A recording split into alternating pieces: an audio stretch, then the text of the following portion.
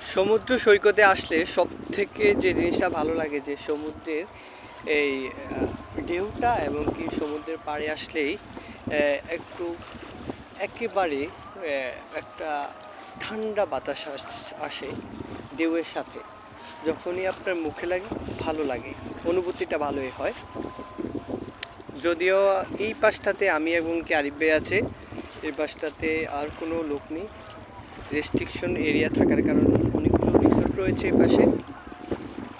শুধুমাত্র রিসোর্টে যারা আসেন তারা এই সমুদ্রের এই পাড়টাতে বসে সমুদ্রের মনোমুগ্ধকর পরিবেশ উপভোগ করবে। দেখুন আমার সাথে রয়েছে সাগর। সাগরের যে গর্জনটা এটা শুনতেও খুব ভালো লাগে। নাফিজুল ইসলাম, কুয়েত থেকে।